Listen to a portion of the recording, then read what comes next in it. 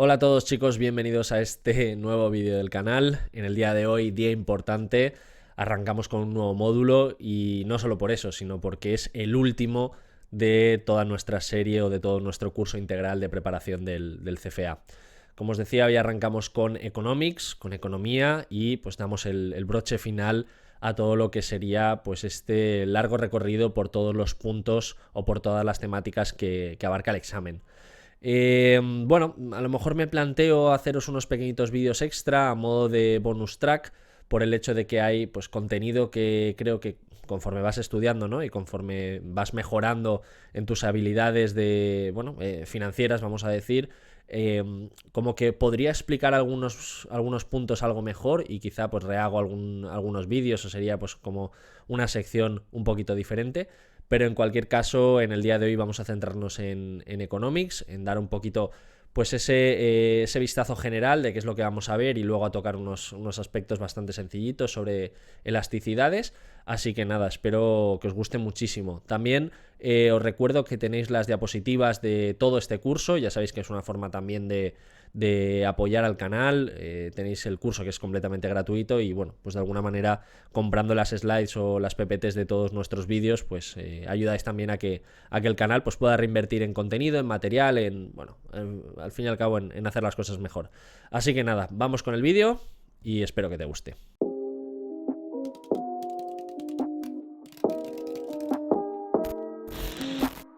Y dicho esto, vamos a explicar o vamos a mencionar brevemente el índice de contenido de estos 6-7 vídeos que vamos a tener por delante dentro del módulo. En primer lugar, oferta y demanda, esto es bastante sencillo. Tocaremos también aspectos ahora enseguida relacionados con la elasticidad. Después microeconomía y macroeconomía, ciclos económicos.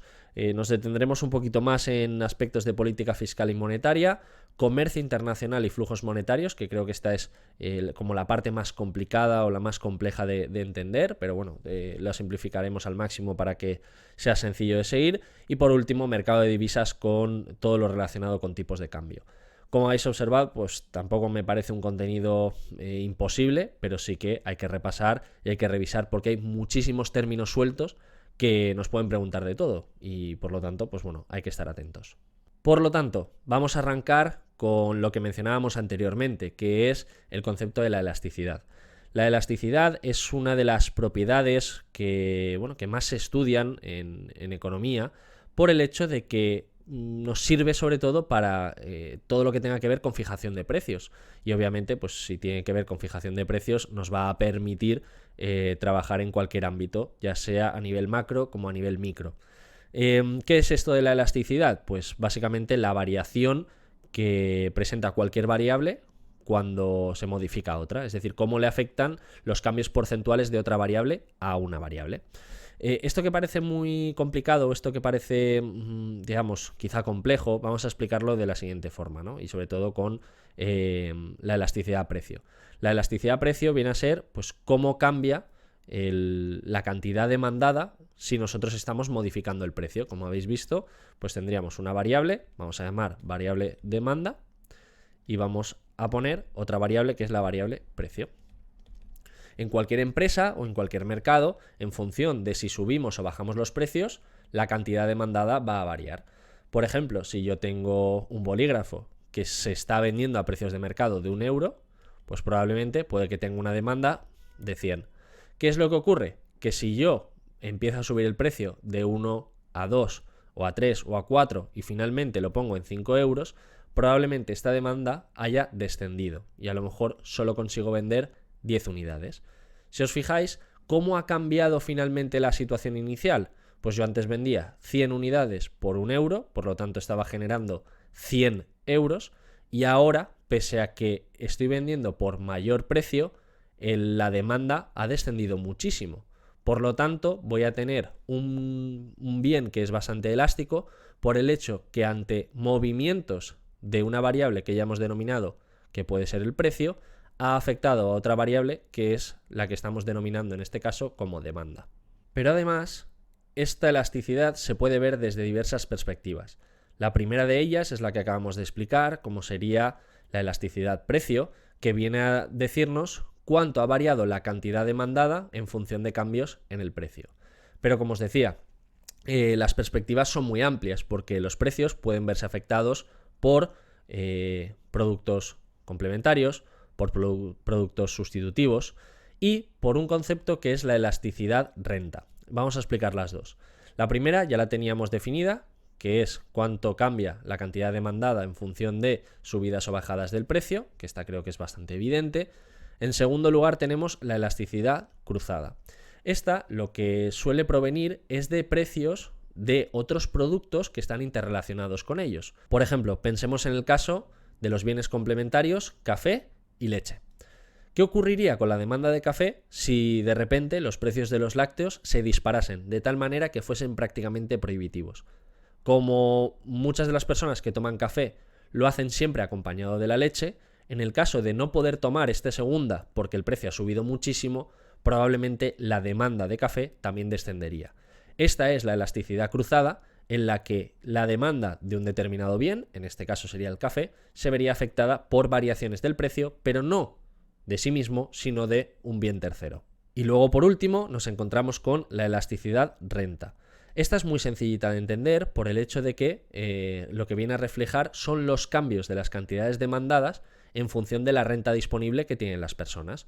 Luego hablaremos de los conceptos de los bienes normales y de los bienes inferiores, porque no todos los productos son consumidos en mayor medida siempre que tenemos más dinero, porque existe un efecto de sustitución y obviamente si yo estoy yendo todos los días en autobús, pues ¿qué es lo que pasa si de repente me toca la lotería?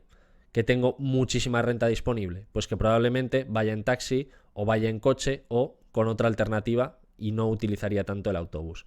Pues estas serían un poco las variantes principales con las que podríamos explicar el concepto de elasticidad desde las tres vertientes más importantes.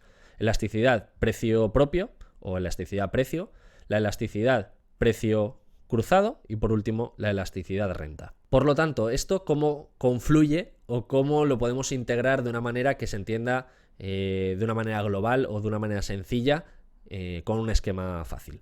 Pues fijaros, aquí lo tenemos.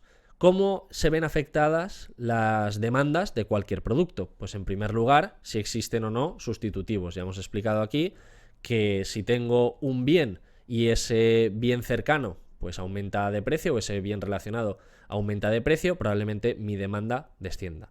Esto también ocurre con productos sustitutivos. Si de repente el precio de la Coca-Cola sube muchísimo, pues probablemente los consumidores se pasen más hacia otras alternativas como podría ser Pepsi, por ejemplo.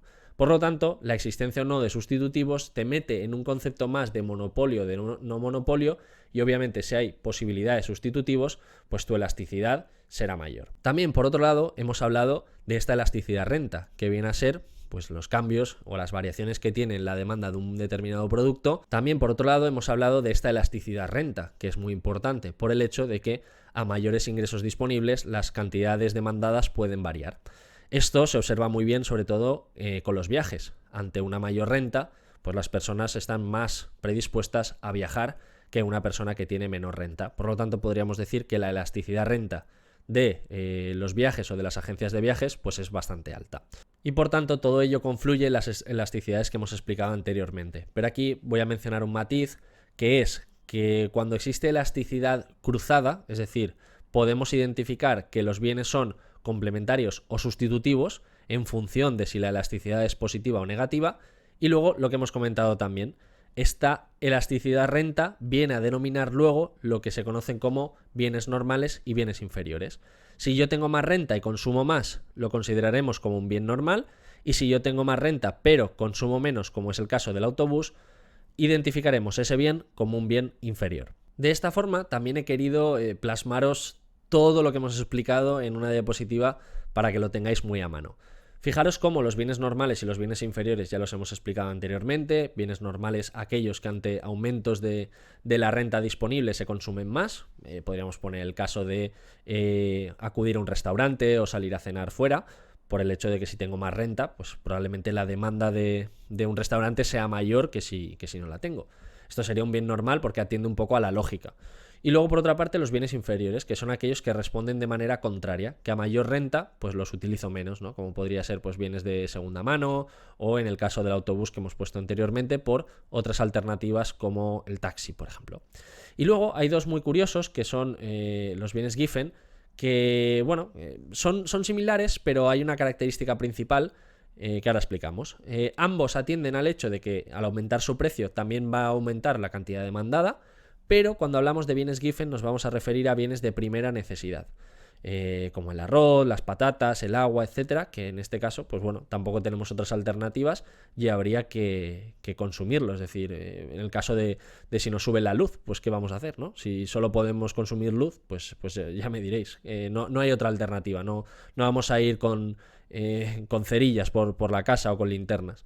Y luego, por último, los bienes Veblen, que también es una variante muy similar a los bienes Giffen, pero en el sector del lujo. Esto viene a ser que al aumentar el precio, también aumenta su cantidad demandada. Esto lo solemos ver, por ejemplo, en ediciones muy limitadas, pues de algún tipo de coche, algún tipo de bolso o de pieza de ropa, en la que a lo mejor pues se hacen única y exclusivamente 100 unidades, pero esas unidades valen 10 veces más y sin embargo se agotan en apenas minutos. Pues este sería un buen ejemplo de un bien Veblen.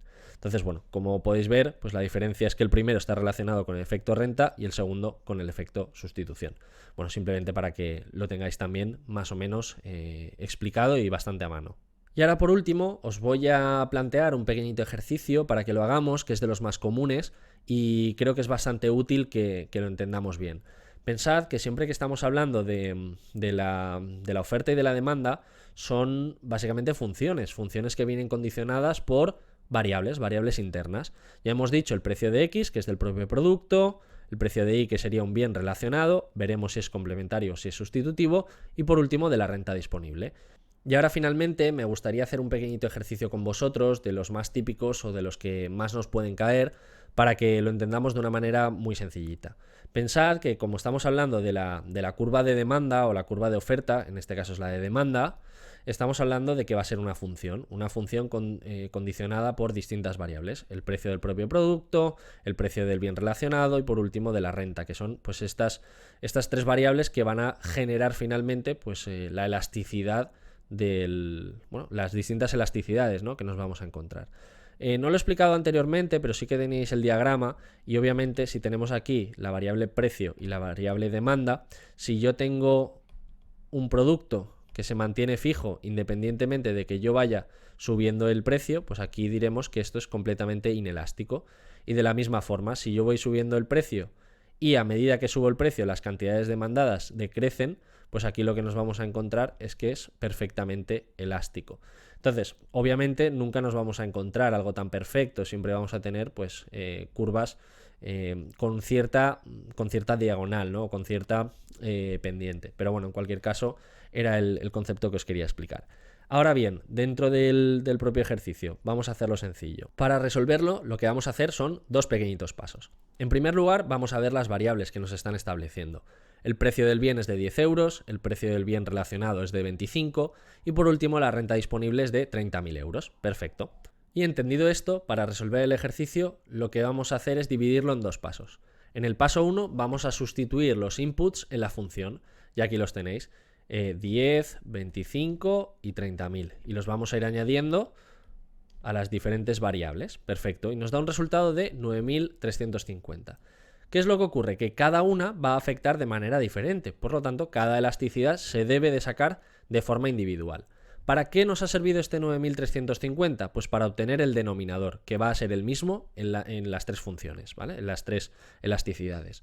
Entonces, ¿qué es lo que vamos a hacer? Vamos a coger el coeficiente, que son 60, en el caso del precio de X, menos 50, en el precio de Y, y luego por último más 0,3 en el caso de la renta. Y aquí lo tenemos, 60 menos 50 y 0,3. Esto lo vamos a multiplicar por el propio precio, en el caso de precio de X por el precio de X, en el caso del precio de Y por estos 25 y por el último en el caso de la renta por estos 30.000. Y en el denominador vamos a aplicar los 9.350 en los tres casos. Esto nos va a dar más 0,06 en el caso de la elasticidad precio, menos 0,13 en el caso de la elasticidad precio cruzada, y por último, en la elasticidad renta vamos a obtener un más 0,96. ¿Qué significa esto? Pues como ya hemos explicado anteriormente, en el caso de la elasticidad precio de I, pensad que ante variaciones del precio del otro producto, es decir, del bien del otro bien, lo que va a ocurrir es que vamos a obtener una elasticidad negativa. Por lo tanto, si sube el precio del otro bien y a nosotros la cantidad demandada está cayendo, lo que observamos es que es un bien complementario, porque la relación es inversa. Y luego en el caso de la elasticidad renta, lo mismo. En el caso de aumentos de la renta, lo que se está produciendo es que el consumo o que la demanda está aumentando. Por lo tanto, caería dentro de nuestra definición de bien normal que hemos explicado anteriormente. Con esto habríamos realizado ya uno de los ejercicios que creo que es más importantes o que más nos pueden caer. Nos pueden preguntar las tres, nos pueden preguntar una solo. Bueno, puede haber muchísimas alternativas a la hora de que nos hagan las preguntas, pero en cualquier caso creo que es uno de los ejercicios más importantes. Así que nada, dicho esto, vamos a cerrar ya con el vídeo. Espero que os haya gustado. Cualquier duda o cualquier consulta me la ponéis bajo en los comentarios, como siempre, y nos vemos en el siguiente vídeo. Un saludo.